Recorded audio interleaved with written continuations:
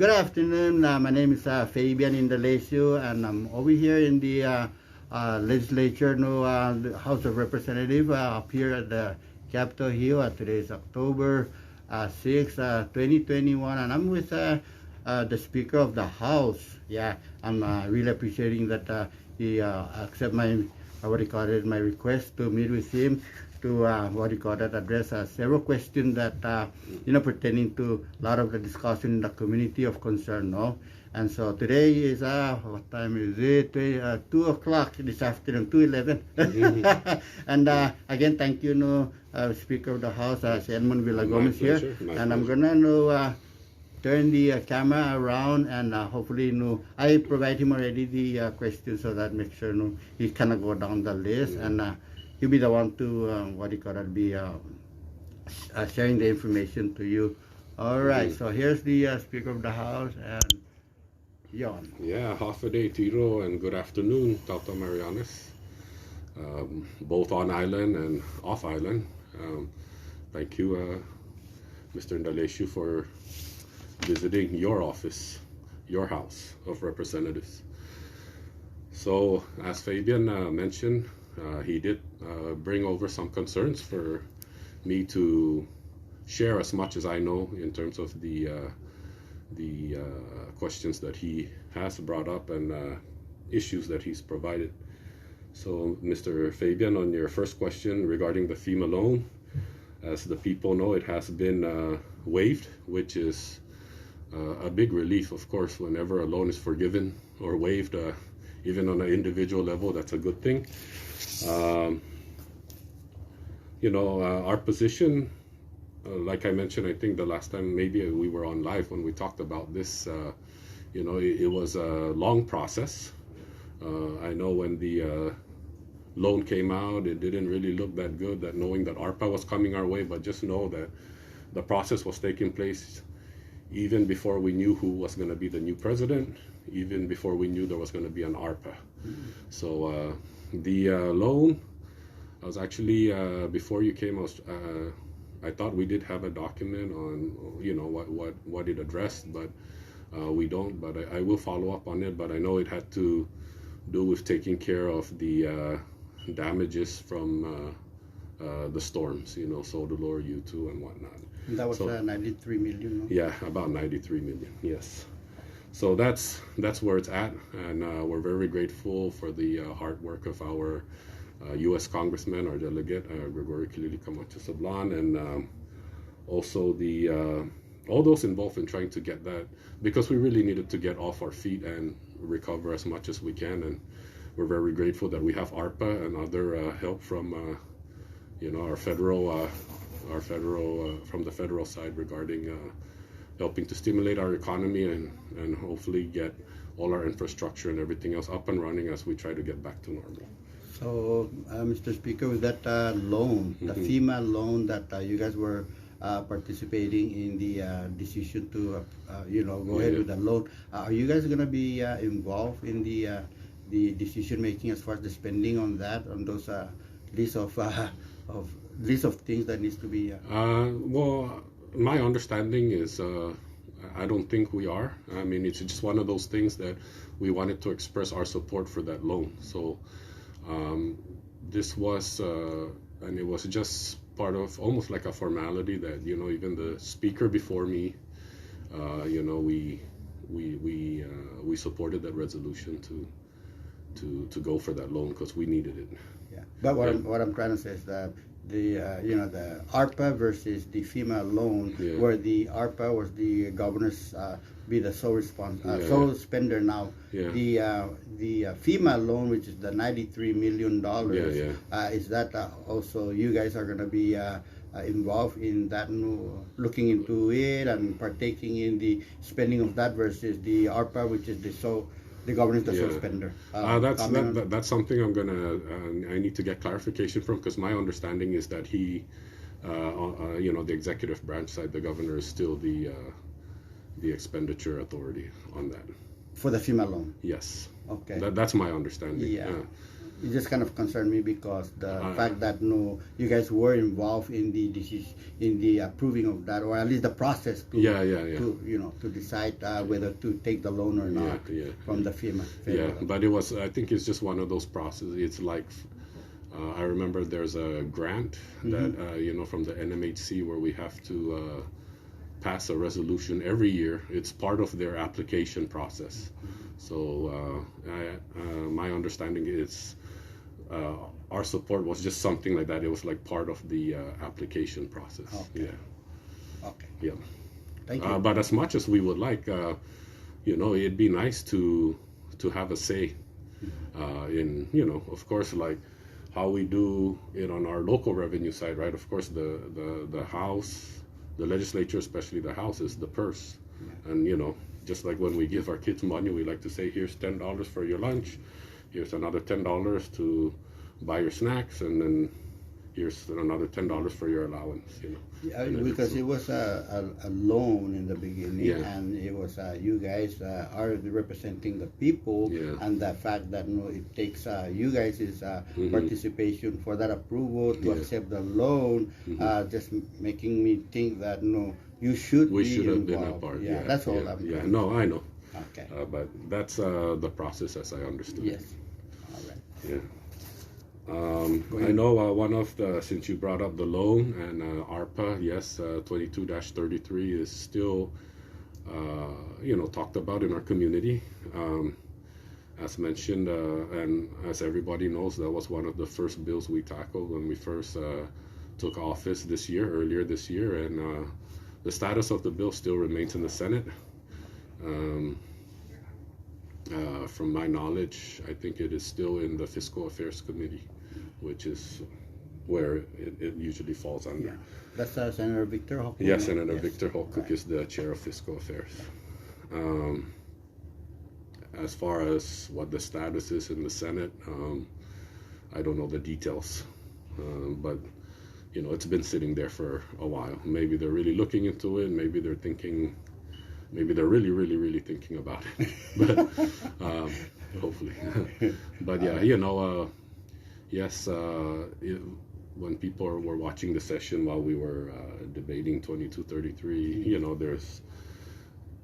there's different arguments on both sides, right? And I know one of the arguments is, 2233, slows the process, and we have 2 years to spend this money.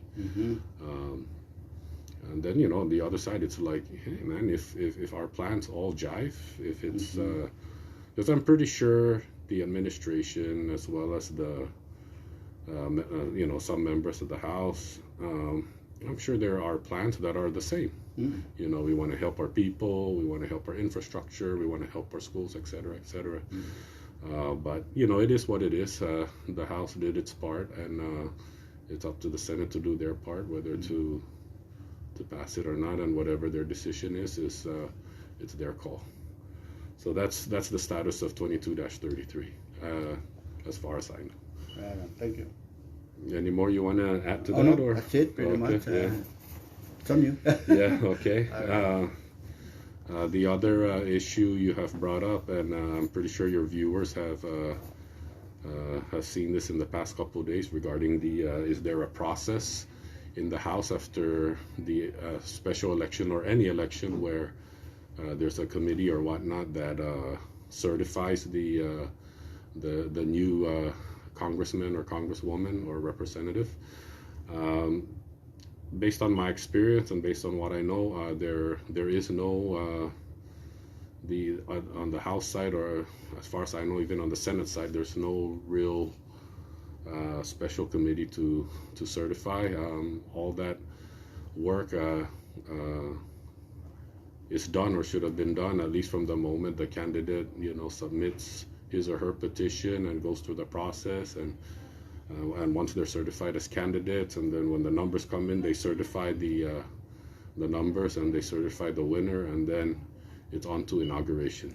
And that's the process as I know it, unless something really comes up, then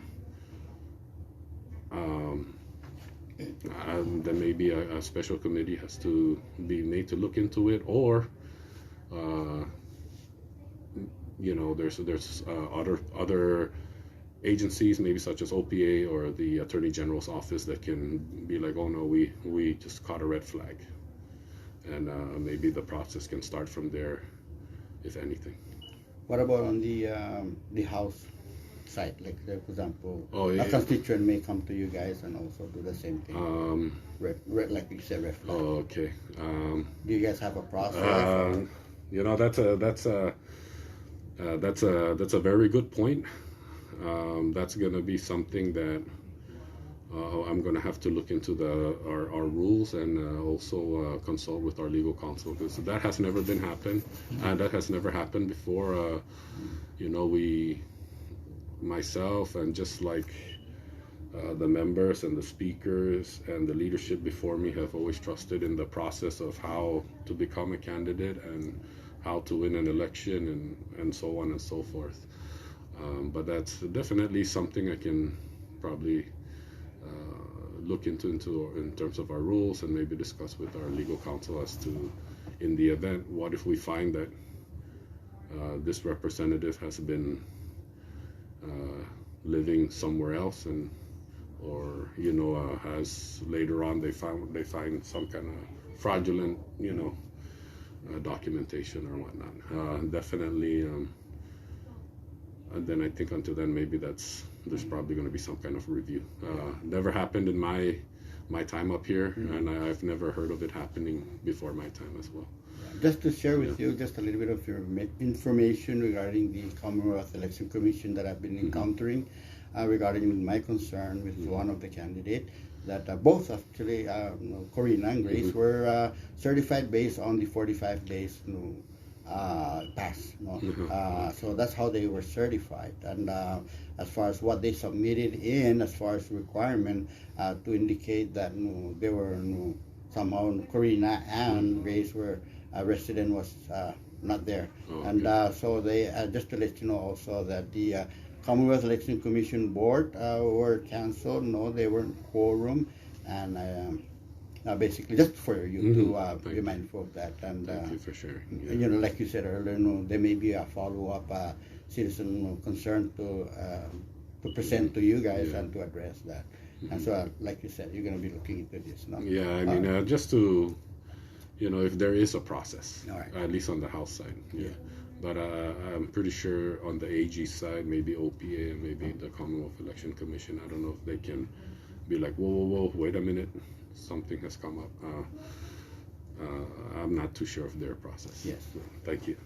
That's good. So that's where we're at in terms of how the process of the special election or any election goes. And the other issue you have brought to my attention is the monthly budget and allowance. So basically, the allowance you're allowed to draw down. The amount is $2,500 every month. I think for the resident, for the members of the from Saipan. Okay. Yeah, and then I think it's 5,000 for Tinian and Rhoda. Oh. Yeah, well, you know, they have to travel, they have to pay their rent, they have to, so. It's good that you cleared that, because I thought it was. Yeah, no, I mean, or I gotta look into that if it's still 2,500. We can always go back, and I'll message you back. But and then you know, you can, not like before. You can only get you can only request for 1 month in advance. And then say you miss like 3 months and you want to be like, well, I want to get my allowance from, you know, the past 3 months. No, once it passes, you missed it. You missed it. In terms of the accountability and transparency on that, as you know, the interim rules of the House became the permanent rules because of the lapse of time. There was more language that we were going to add on. Even in the last legislature, we wanted to add on, you know, that when you report that you did take your allowance, as to, you know, you should kind of break it down on what you spent it on, right? Because the main purpose is supposed to be for public, you know, service purposes. Um, but I spoke to some members. They say they do keep receipts, and all you have to do is come by their office and just request that you would like to see where your tax dollars are going.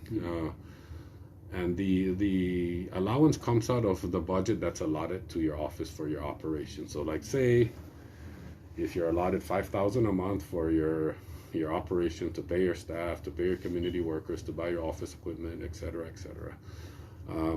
From that $5,000, that's where you get your allowance. So if you decide to take $2,000 or $1,000 or $500, that's minus already from that month. I know out in the public it doesn't look that good, but there are members that do use it for the right purpose, and sometimes things come up in the precinct that whether it's to fix a road or to buy a street light or whatnot, and the procurement process can take forever. So withdrawing that money and buying it on the spot, and it's a lot faster.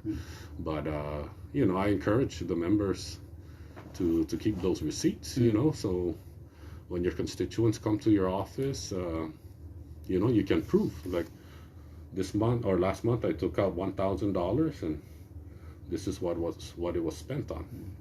And because it's going to be an issue if, like, say I withdrew $1,000 last month and then you see that only $500 is accounted for, you're going to be like, where did the other $500 go?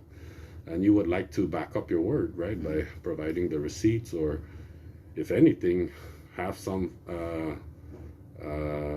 photo documents, to document, like, oh, I bought uniforms for the kids' sports over the weekend, or to buy water for the cleanup. And if you lost the receipt, at least you have something there to document that.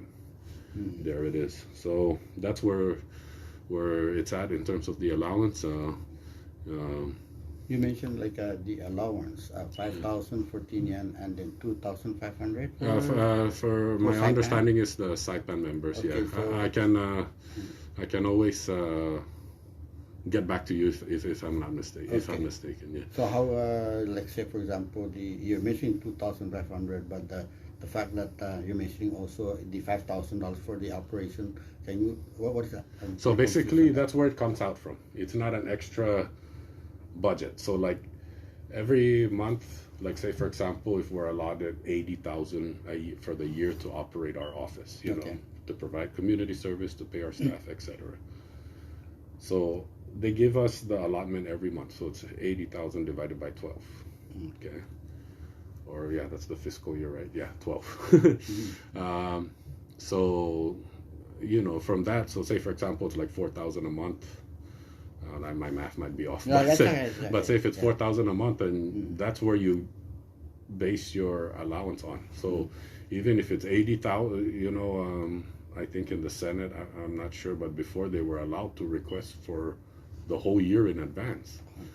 So if you have, like, say, per person or per member, yeah, yeah.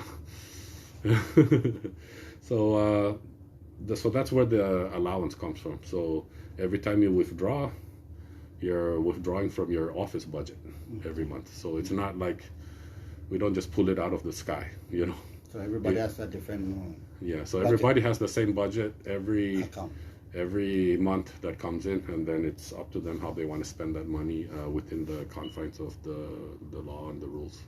Is there some kind of an SOP for that new speaker? The one that gives them guides as to what are the specific spending for the spending? Well, it's really hard. That's where the it's very vague, right? When you say, like, public purpose or whatnot, anything could be public purpose. Yeah. For example, right now that I'm thinking that I always come out is like the water for the rosary, or tent for the rosary. Yeah, those are counted as and then maybe perhaps what they use it for, maybe beach site pavilion, Yeah, those things. Like yeah. So that's where the advantage of withdrawing the allowance comes to play. It's like you need to buy the materials right now, and it's right there, rather than going through the purchase order process. So Yeah, with the allowance, we really wanted to tighten it. Unfortunately, we weren't able to, and we weren't even able to do it in the last legislature. But I think the only way to really hold the members accountable and responsible is if their constituents, visit their office and be like, we would like to see, Yeah. yeah. I'm not trying to scare anybody. No, I know, I'm thinking of doing an Open Government Act just to see right across the board who withdraw what and who spend what. Yeah. That's it. That's part of my planning. It really is up to the constituents to do it. You elected us, and we represent you, and we answer to you as best as we can, just like I'm trying to do right now. Thank you very much. Yeah, so that's where we're at with the allowance. I just need to clarify the amount, because I think my last understanding was 2005. Maybe it's 5 for everybody, but I'll probably message you later if that's okay. Yeah, that's all right. Yeah, that's all right. I apologize No for problem. that. Any more you'd like to add on That's the it, that's allowance? it. Okay. So Probably a comment would be okay, in terms of one of your favorite issues that you always bring up is the photography and the audio and the video. Now, for me, I do agree with you that this is a public office. The taxpayers do pay for it, and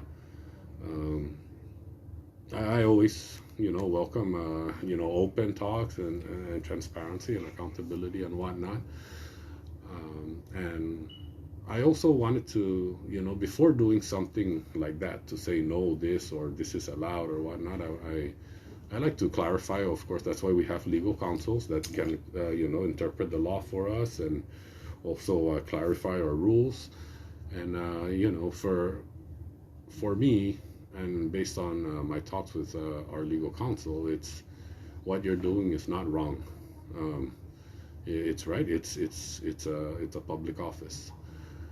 However, the only part where it doesn't get allowed is, like, say for example, if a staff member feels threatened, or like their peace is being disturbed, or they feel like they're being harassed, then of course those come with consequences. Even though you're exercising your rights, they have their rights to exercise too when they feel like their space is violated. True. So as long as you're humble in your approach and respectful in your approach, other than that, they cannot really say like, hey, sorry, turn that off, Mr. Fabian, So it is, some legal counsels will tell you, it's a fine line, but it's a fine line. But for me, as long as nobody's peace is being disturbed, or they don't feel threatened or feel harassed, I think you should be good. It also doesn't hurt to, even though you have the right to do, come in with your camera on or your recording on, it's also nice to courtesy just to ask, like, ma'am, is it okay if I, or so that's where it is with the video and audio. That's why that's the only thing I want to inform the public and you as well, that as long as you're respectful in the way you should be good, because I cannot control how my staff feels. I cannot control how the LB staff feels, so that's where it's at. My excuse me, my office is open to that. Now, last but not least, just the last. Yeah, the last one is the process of the impeachment. Yeah, just the process, just to people. So right now, I know some people in the public are looking at this JGO hearing, and can we time out real quick? Sure. Yeah.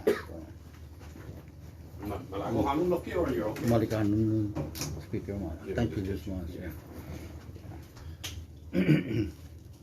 Yeah. Just to explain the process. Just the process. Nothing to. So. Nothing to comment about it. Yeah. So right now, I know some people out there are looking at the JGO's investigation as the first process, or some of them are like Of course, we see it on social media, impeach, but it's a process. Okay, this was, this is a concern that has been brought up by people in the community, so we're just trying our best to address it. So that's what's happening right now with the investigation. And then should it get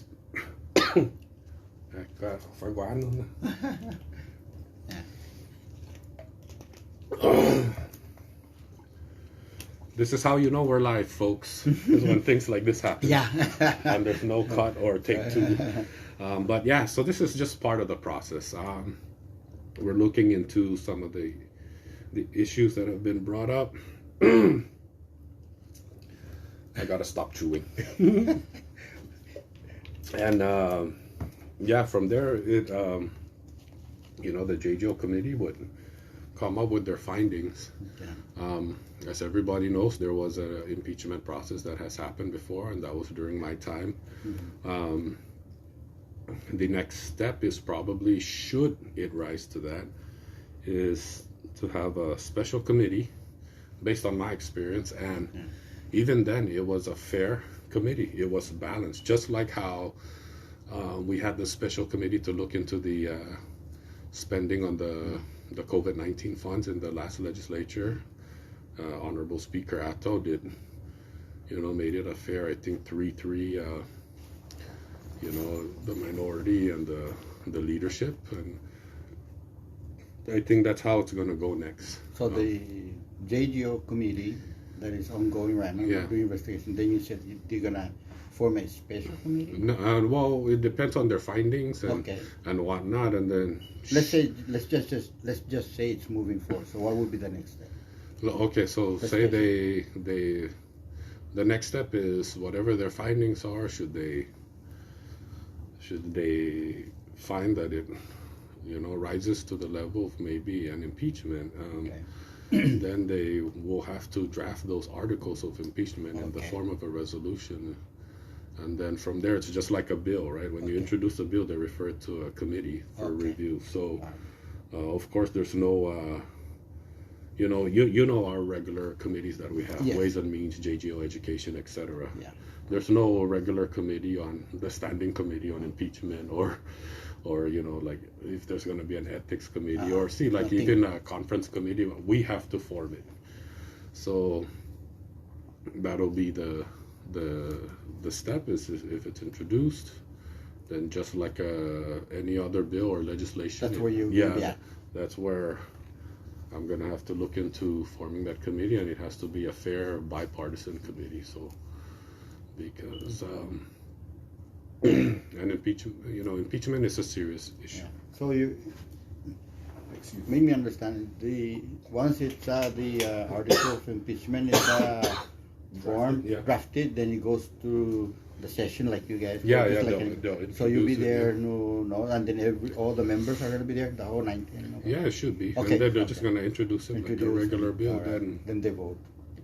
No, then I have to. Like you were going to do I have to form a special committee to look into the articles. Oh, okay. Yeah.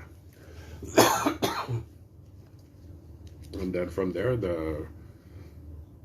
their findings, just like they'll come up with a committee report that, maybe these are impeachable offenses. So it goes back to you again? And then it goes back to the level, it's like a committee report that comes back, then we look at it, and then if we adopt it, then we vote on it. Vote on it, which is how?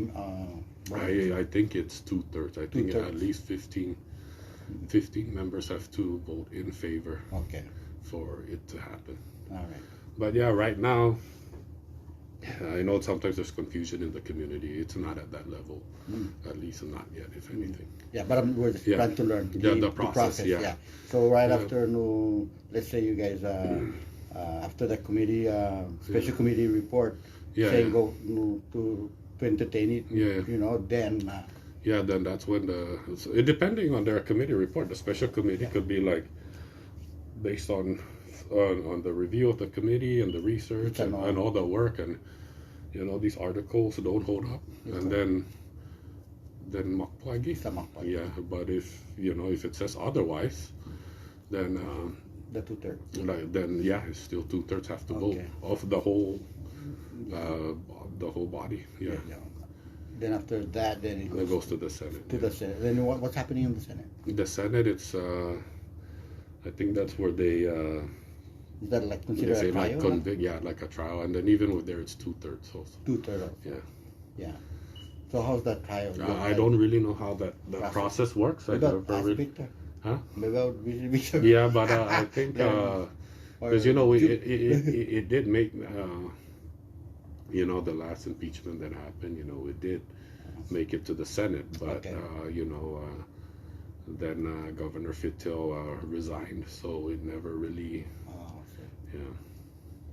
Wow. Okay. Yeah. So I understand. But that's Good the information. that is the process and the way I understand it.